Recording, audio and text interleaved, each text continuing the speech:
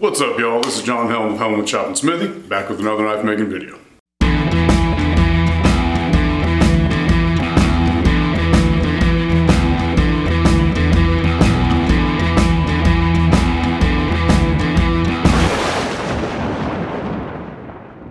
As y'all know, I live in Texas, and here in Texas, people love smoking brisket, so it's not surprising that a buddy of mine asked me to make a brisket knife as a gift for his brother. Now, I'm an implant to Texas. I haven't smoked a whole lot of briskets, so I'm not 100% positive what would constitute a really good brisket knife. However, I have deduced the following. Cutting edge of the blade needs to be long enough that it's not a hindrance to slice the brisket, because a brisket can be a really big piece of meat. And also, a brisket has lots of different textures in it. So because of that, you're gonna have to have a super fine, thin blade.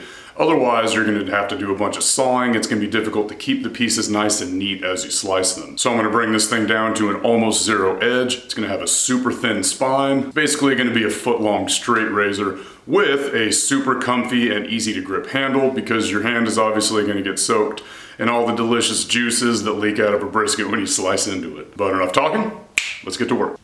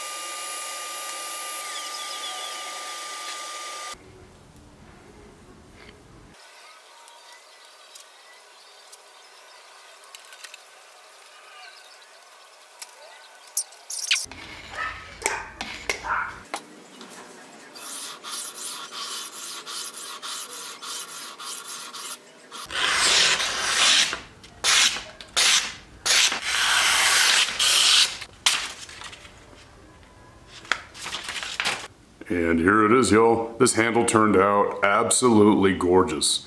I love this thing. I love ironwood, I love ebony, and I really love this, it's called satinwood. It's from a crepe myrtle tree I cut down in my backyard. Not only do all these woods make good, tough handles, this handle feels great. It fits my hand just right. And I know you can't really see this on film, but I really rounded over the spine on the knife.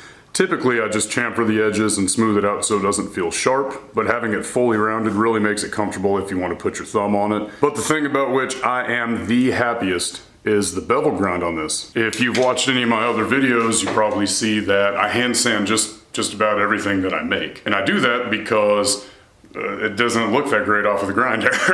So this is kind of a personal record for me. This is definitely the best grind I've gotten straight off of the machine. And it's the only one that's good enough to sell as is without hand sanding it. I try to set my standard for things like this pretty high, so it's quite an accomplishment for me. I'm really happy about it. And hopefully as my skills continue to progress, I'll be able to produce more and more knives this way, because it just saves so much time and it saves so much skin on my thumbs. Anyway, thank you all very much for watching. I hope you enjoyed the episode, and if you did, don't forget to like, comment, and hit the subscribe button so you can see new features in the video.